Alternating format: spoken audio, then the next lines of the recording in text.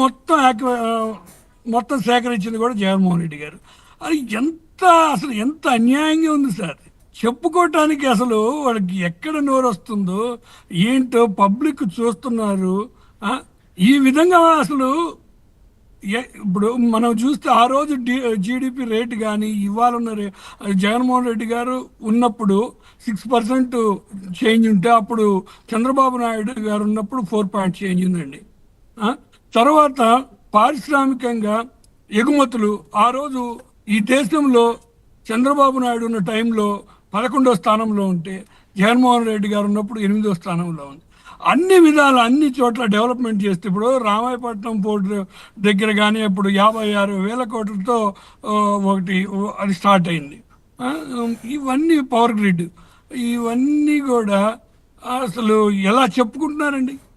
మొత్తం కూడా ఆ రోజు జగన్మోహన్ రెడ్డి గారు చేసి పెడితే అన్నీ పెడితే ఇప్పుడు ఏదో మేము చేసాము సాధించామని చెప్పడం బాగాలేదు సార్. నిజంగా నిజాయితీగా వాళ్ళు మోడీ గారు కూటమిలో ఉన్నారు కాబట్టి వారు గనక నిజంగా ఏదన్నా తేగలిగితే తెస్తే మేము సంతోషిస్తాం సార్. ఈ రాష్ట్రం బాగుపడితే మేము ఖచ్చితంగా స్వాగతిస్తాం, ఖచ్చితంగా సంతోషపడతాం. అంతేగాని ఇవన్నీ కూడా జగన్ గారు చేసినవన్నీ ఇప్పుడు మేము చేసామని చెప్పుకోవటానికి అసలు ఎంత అన్యాయం సార్. ఇప్పుడు సార్ మీరు ఒకసారి డిస్కస్ చేయండి సార్ పర్సనల్గా కూడా. ఎన్టీపీసీ మొత్తం కూడా ఎవరి టైంలో అగ్రిమెంట్ అయింది, మొత్తం రెడీ అయింది. తర్వాత ఈ బల్క్ డ్రగ్ అనేది కూడా ఆ రోజు నిజంగా కూడా 17 రాష్ట్రాలు పోటీ పడితే జగన్మోహన్ రెడ్డి గారు ఆంధ్రప్రదేశ్ తెచ్చారు సార్. ల్యాండ్ మొత్తం ఆక్యుపేషన్ అయిపోయింది, అంతా అయిపోయింది. ఇవన్నీ జరిగితే ఇప్పుడు వీళ్ళు వచ్చి డప్పాలు కొట్టుకొని 7 నెలల్లో మేము సాధించాం 2 లక్షల కోట్లు అంటే ఎక్కడ సార్ ఇది? ఎంత అన్యాయంగా మాట్లాడుతున్నారు.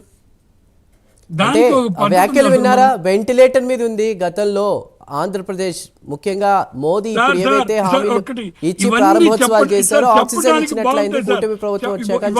రాజమండ్రిలో పేపర్ మిల్లు మూసేసే పరిస్థితికి వస్తుంది వీళ్ళు భయపిస్తూ ఉంటే. ఇక్కడికి రావడానికి అందరూ భయపడతా ఉన్నారు. ఇటువంటి పరిస్థితుల్లో వాళ్ళు చెప్పుకుంటా ఉంటే ఏదో మేము సాధించాం, మేము ఇది చేసాం అది చేసాం అనేది అది కరెక్ట్ కాదు సార్. 100% కరెక్ట్ కాదు. మీరు ఒకసారి స్టడీ చేయండి, స్టడీ చేసి మళ్ళీ డిబేట్ లో పెట్టండి. ఇవన్నీ కూడా జగన్మోహన్ రెడ్డి గారి హయాంలో అయ్యాయా? ఇప్పుడు వీళ్ళు సాధించారా? ఆ రోజు రామాయపట్నం ఆ రోజు అమరావతికి కూడా మోడీ గారు వచ్చి శంకుస్థాపన చేశారు, అవి మట్టి గిట్టి ఇచ్చిపోయారు, అంతేగాని ఏం చేయలే. కానీ ఈరోజు మీరు కూటమిలో ఉన్నారు, నిజంగా ఏమైనా తేండి, పరిశ్రమలు తేండి, ఆంధ్రప్రదేశ్ డెవలప్మెంట్ చేయండి, మేము ఖచ్చితంగా స్వాగతిస్తాం. అంతేగాని ఇవాళ జగన్మోహన్ రెడ్డి గారు చేసినవి మేము చేసామని మీరు చెప్పుకోవడం అనేది అది చాలా బాధాకరం, అన్యాయం సార్. ఎంత అన్యాయం అంటే మేము జగన్మోహన్ రెడ్డి గారు కూడా చేసింది చెప్పుకోలేనంత ఆ రోజు మేము మీడియాలో కూడా ఇంత హైప్ అక్కడ చేయలేదు సార్. ఆ రోజు ఇవాళ అసలు ఏమి చేయకపోయినా ఊరికి హైప్ చేస్తూ ఉంది, అంతే తప్పగా వాస్తవాలు అయితే. వైఎస్ఆర్సీపీ అధికారంలోకి వచ్చాక అమరావతిని పట్టించుకోలేదు, 3 రాజధానుల అంశం మీద కూడా ఏది ఒక క్లారిటీ అనేది కూడా లేకుండా జరిగిపోయింది. అనుషి గారు మీరేమంటారు? ప్రసాద్ గారి వ్యాఖ్యలపై మీరేమంటారు? అంటే ఏదైతే జగన్మోహన్ రెడ్డి గారి హయాంలో కూడా చాలా అభివృద్ధి జరిగింది, కార్యక్రమాలన్నీ జరిగాయి, అంత హైప్ క్రియేట్ అవ్వలేదు, ఇప్పుడున్న కూటమి ప్రభుత్వం ఇంత హైప్ చేస్తుందని మాట్లాడుతున్నారు, మీరేమంటారు?